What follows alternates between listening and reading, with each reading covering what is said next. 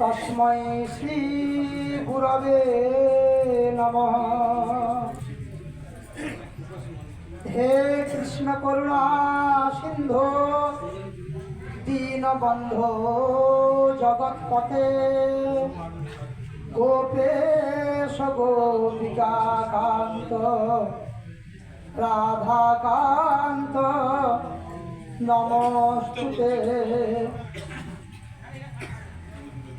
উজ্জ্বল বরণ গৌরবর দেহ বিলসিত নিরবধি ভাব বিদেহ ত্রিভুবন পাবন কৃপয়া শেষম তং প্রণমামি শ্রী সচিতনয়ম।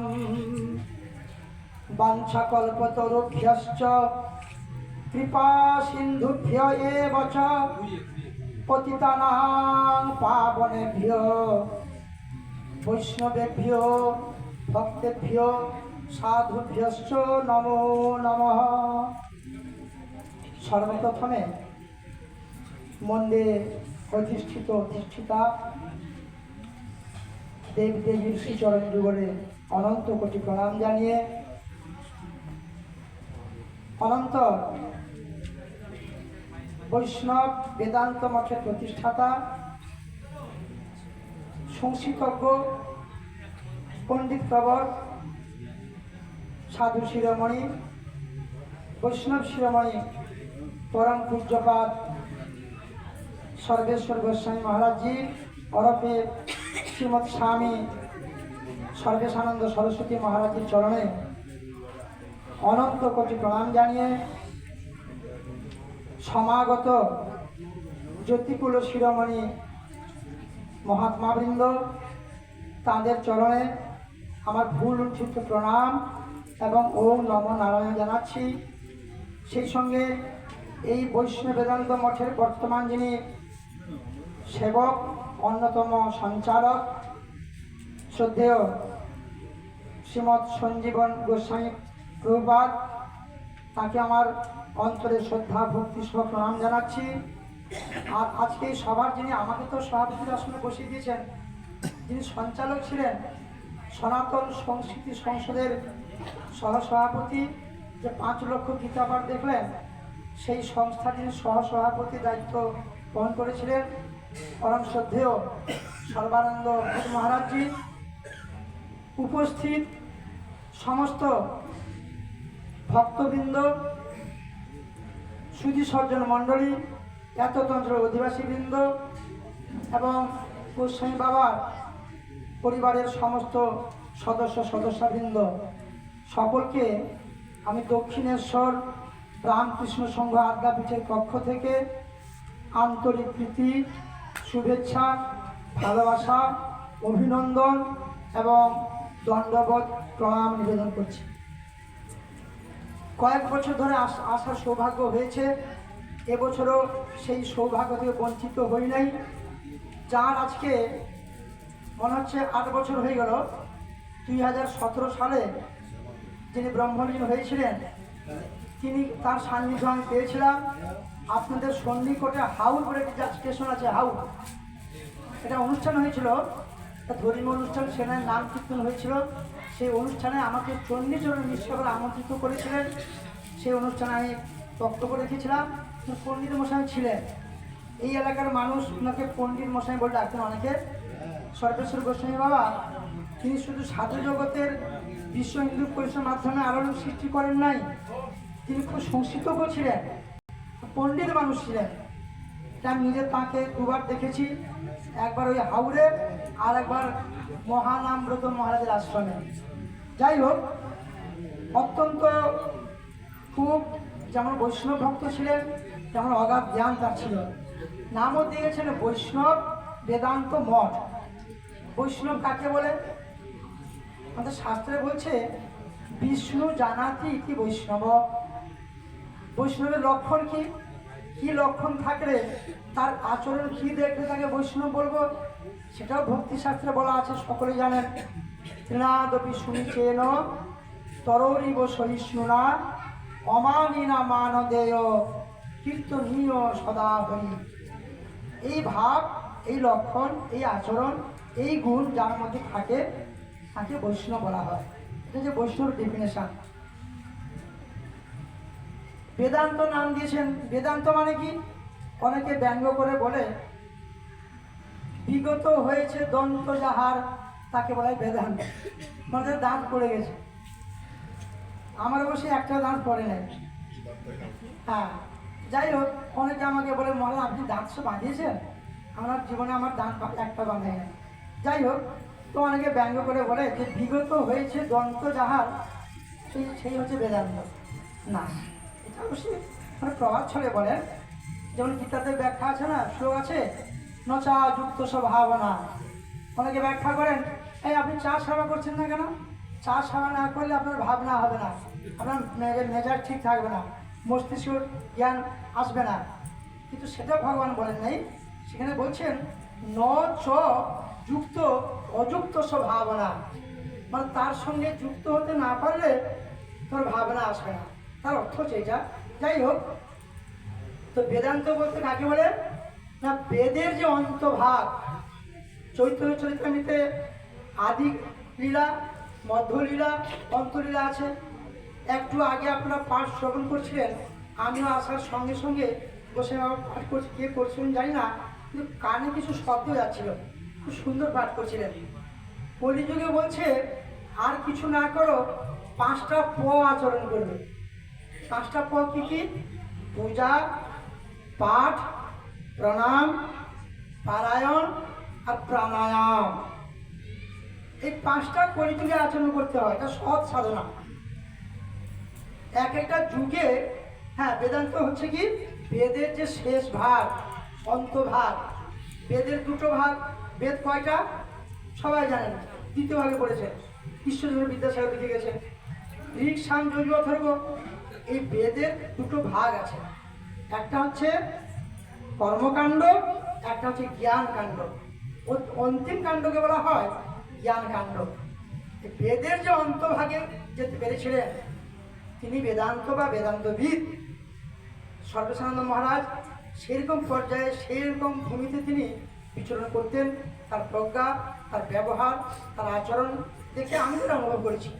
যাই হোক, মঠ মানে কি? আপনারা বাংলা অভিধান খুলবেন, শব্দকল্পতম বই বা বাংলায় যে ডিকশনারি আছে, মঠ আলফাবেটিক মঠ, সেটা বলা আছে মঠ ছাত্রাদি নীলয়, বা অমরকোষেও লেখা আছে।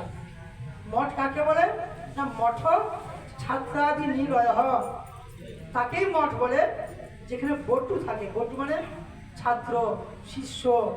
শিষ্য কিন্তু ছাত্র।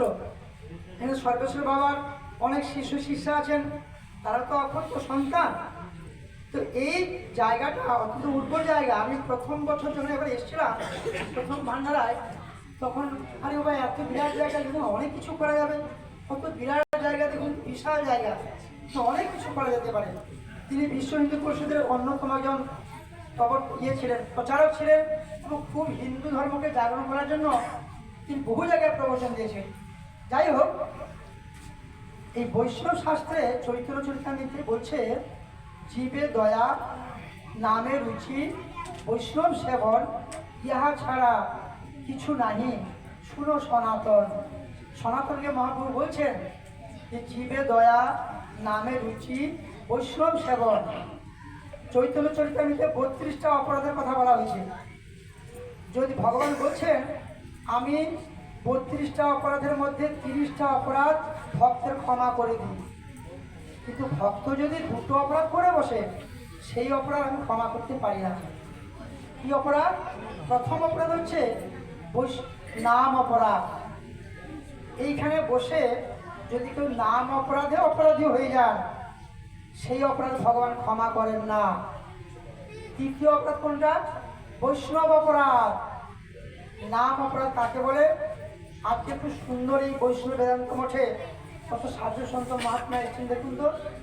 সাধুনাম দর্শনম পুণ্য তীর্থি ফলং লভে। আমার গুরুদেব বলতেন, দেখো যখনই কোনো ভেগধারী সাধু বা বৈষ্ণব দেখবে, মাথা নোয়াবে। কেন বলুন তো? এই যে মহাত্মা বৃন্দ বসে আছেন, মনে হচ্ছে সব নক্ষত্র স্বরূপ, আকাশে যেমন তারা আলো দেয় না, ইনাদের দর্শনেও সেই জ্ঞান আমাদের মধ্যে ঠিক চলে আসবে। কারণ শাস্ত্রে বলছে সংস্পর্শজাত দোষা গুণা ভবন্তি। এক একটা যুগে একটা সাধনা অবতাররা দিয়ে গেছেন। সত্য যুগের সাধনা যেরকম ছিল, সেই সাধনা যদি কলিযুগে করতে যায়, অতি শীঘ্র সে সিদ্ধিলাভ করতে পারবে না।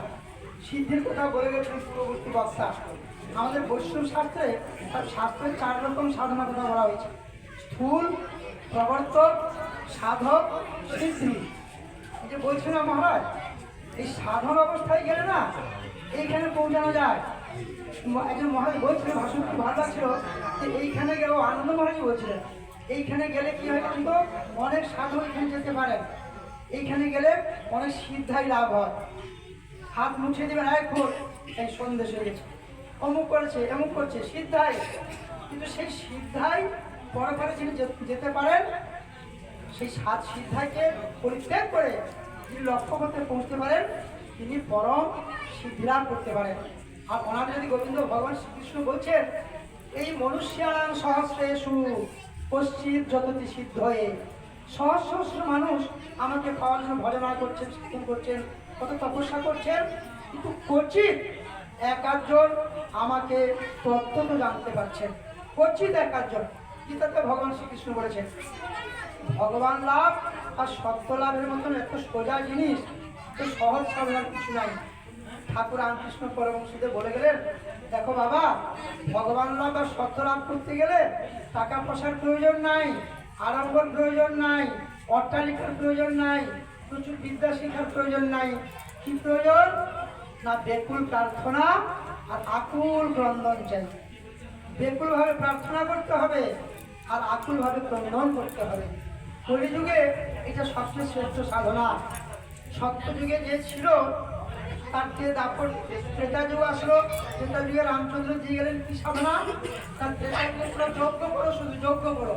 পুত্র হচ্ছে না প্রতিষ্ঠি যজ্ঞ করো, বৃষ্টি হচ্ছে না পর্যটন যজ্ঞ করো, রাজস্ব যজ্ঞ করো, অশ্বমেধ যজ্ঞ করো। সেই যজ্ঞের দ্বারা তোমরা সিদ্ধি লাভ করতে পারবে।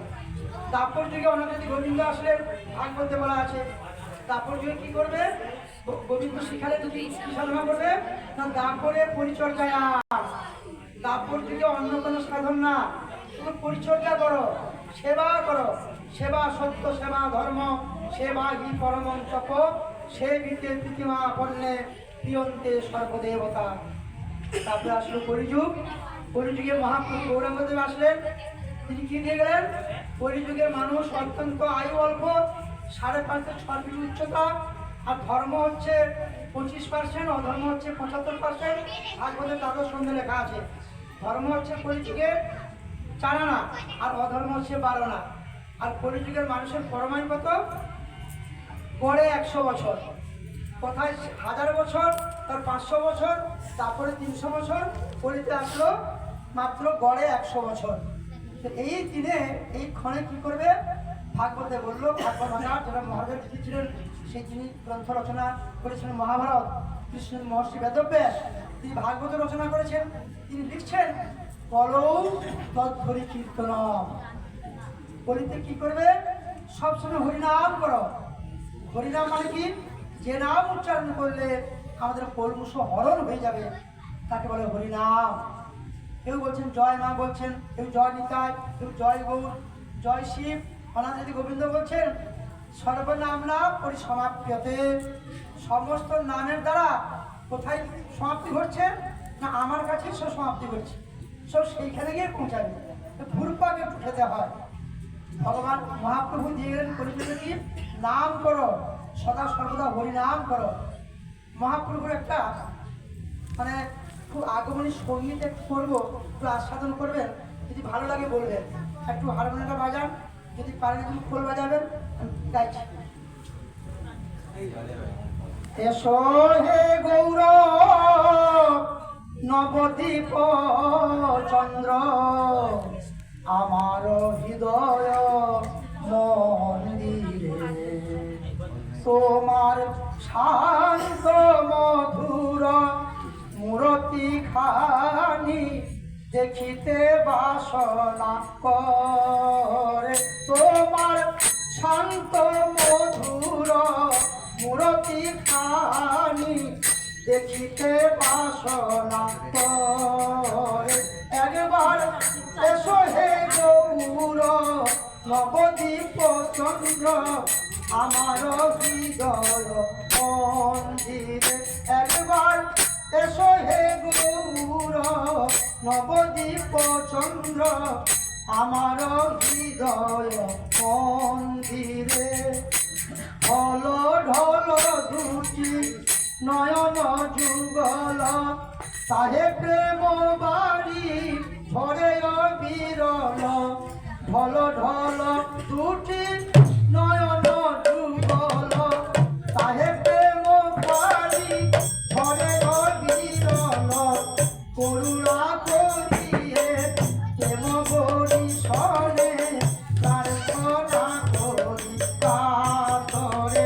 একবার এসো হে গৌর নবদ্বীপ চন্দ্র আমার হৃদয় মন্দিরে। এসো হে গৌর বসহি দাসনে দাস হে কৃতাপ কর পরশনে। এসো হে গৌর বসহি দাসনে গৌরবান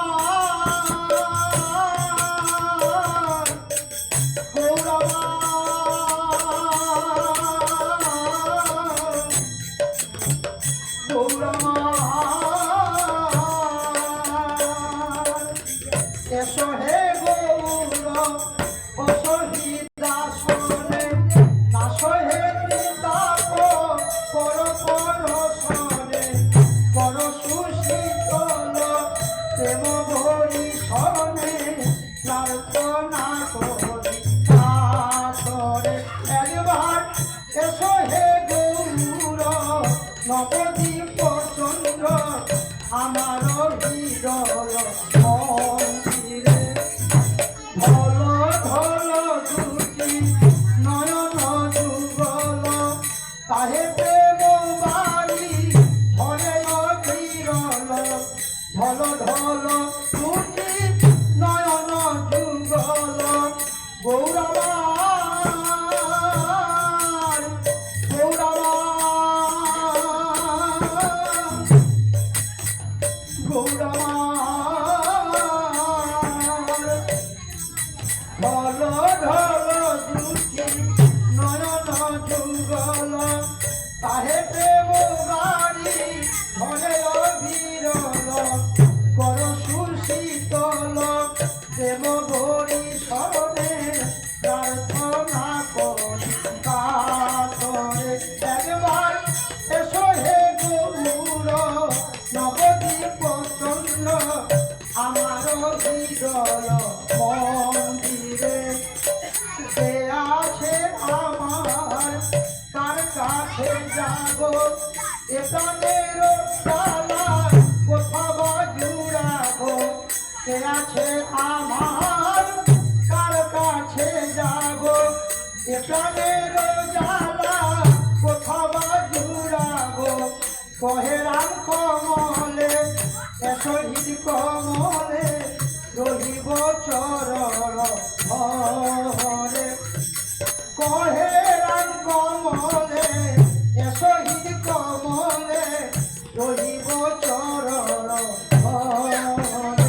একবার এসো হে গৌর নবদ্বীপ চন্দ্র